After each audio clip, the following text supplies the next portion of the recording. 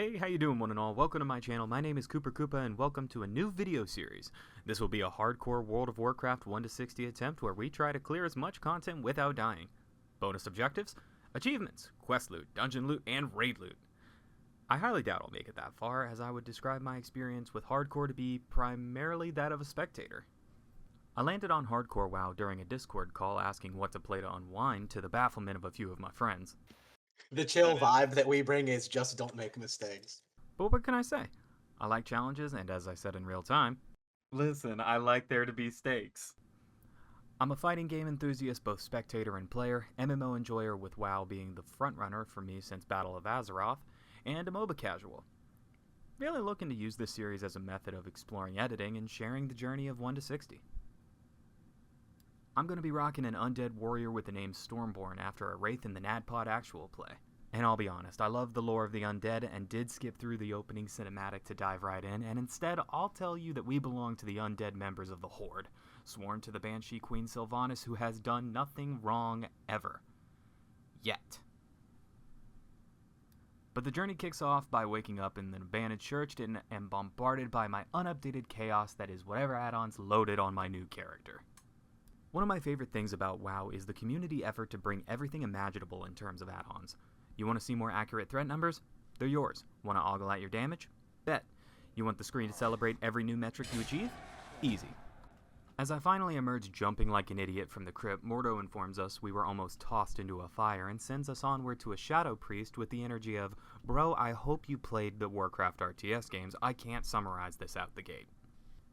Shadow Priest Sarvis gets us up to speed with how we're still walking and who we take our orders from now. Oh, and a good heads up of, the Lich King's undead scourge is here and we either fight back or die. And I will never turn down a kill quest and an excuse to see how high the damage on the screen can go. We lay waste to a couple of zombies, turn on auto loot by the way, and head back to the church. I accidentally talk to the mage trainer as she looks me dead in the eyes and informs me magic will burn me. And then my actual trainer gives me the mission of securing supplies.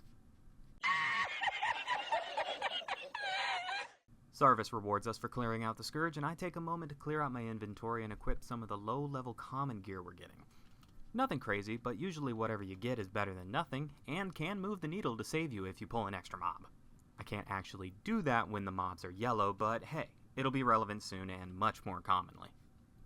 I grab a quest to talk to the class trainer who will train me in new skills to survive and make the critmatic go ding when I bonk. Before being sent on our way, Sarvis tells us to continue the purge of the Scourge and prove our limited skills by killing rattlebone skeletons roaming around. Daniel Stern, the warrior trainer, tells us to train often.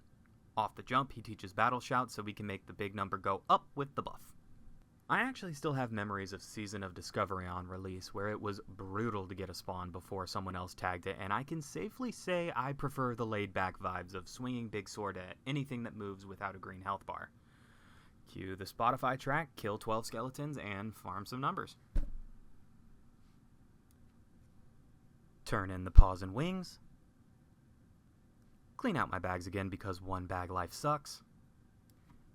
And then glimpse at what will soon be when my level goes up, literally when I turn these next few quests in.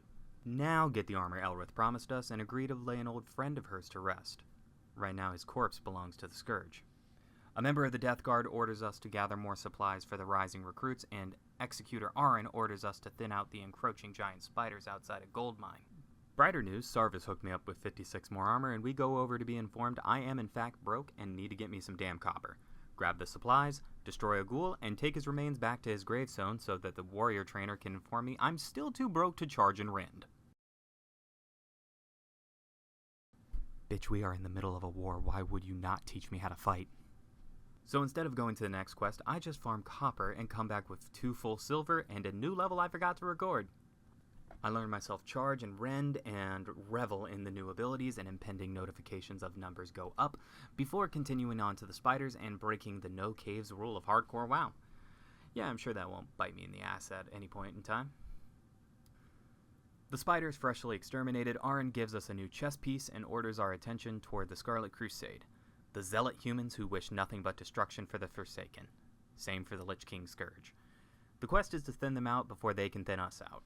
Ultimately for this though, the stakes aren't all that high compared to the lore because the mobs in a tutorial zone just aren't dangerous yet. And the loot reflects it as well, so I just keep on keeping on. We turn in the quest for Aaron, and as soon as I talk crap about the loot, take myself my first new weapon and think toward all the possible upgrades that let warriors smack down mobs and bosses. Aaron sends us back to the Scarlet Crusade camp to intercept a messenger and any intelligence we may find. Feels brutal to do a singular kill quest at a time, but away we go. Kill an ad, plus the messenger himself, and head right on back to Aaron with the documents and claim my first shield, level 6, and instruction to head on towards the town of Brill. When heading to what should have been another quest giver, I noticed something very odd on my way to Brill. I now know that this must have been a combination of weather and my internet connection being reset from wired to Wi-Fi. But mobs weren't spawning, NPCs weren't spawning, and I realized that my survival skills might not be very good for hardcore WoW. I trudged on and kept moving because apparently I have the self-preservation skills of a goldfish and made my way down a fully barren path and had a full disconnect. And to give you insight into how poorly this prophesizes this series, this recording still goes for another 22 minutes in terms of just raw footage time. What foolishly gave me hope for this stability is the fact that I could now accept the Rogue's Deal quest and the Fields of Grief and Gordo's request to pick flowers. So in terms of my quest log, I was looking pretty to at least get to Brill and log out. And I'm gonna be honest, once I couldn't charge a Hellbat clearly in range, my heart sank and I panicked. I went through every precaution possible, although not many as I hadn't even seen Brill yet, and found my way to safety. The quest giver nowhere to be seen, and logged myself out. I got back into the game with my low health weak aura going and dazed.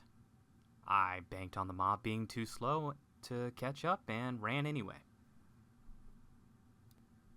A kind priest buffed my stamina and health as I ate my mushroom, terrified of such an early death to internet problems. And then away we go, because the Tirisfal pumpkin must be secured in the name of the Horde war effort, as I clearly lag in the recording of this, and future me is having a nightmare watching this back. But hey, for the Forsaken, right? We fight and crit our way to victory. Come hell or high water, these quests will be conquered, even if it kills the Legend of Stormborn very, very early. But against all odds and the belief I have in natural selection, we make it to the small town of Brill. Level 6, full of promise, and not a lick of common sense. Quests are turned in and quests are taken, including the admittedly cool turn-in sequence for the Fields of Grief, where Apothecary Johann laces a pumpkin with his latest formula, and instructs us to hand it to a Scarlet Crusader held prisoner under the inn. The starving man takes the pumpkin and we watch his mind and flesh melt away as the ghoul takes the place of the Scarlet Crusader before dropping dead. For the Forsaken. Johann instructs us to gather vials of Darkhound blood. The Executor wants us to call the Scarlet Crusaders near the pumpkin farm we just came from, and also we pick up a bounty-style quest that doubles as the first orange quest I've seen, sentencing a gnoll to death for grave robbing and adding to the Lich King's army. Relatedly, Magistrate Severin sends us to fight the clan of Rothhide gnolls and take from them the embalming ichor that seems to be animating them. That being said, I hope you enjoyed as I look forward to continuing the hardcore leveling attempt and practice my editing. Take care, be kind, and do good. Peace.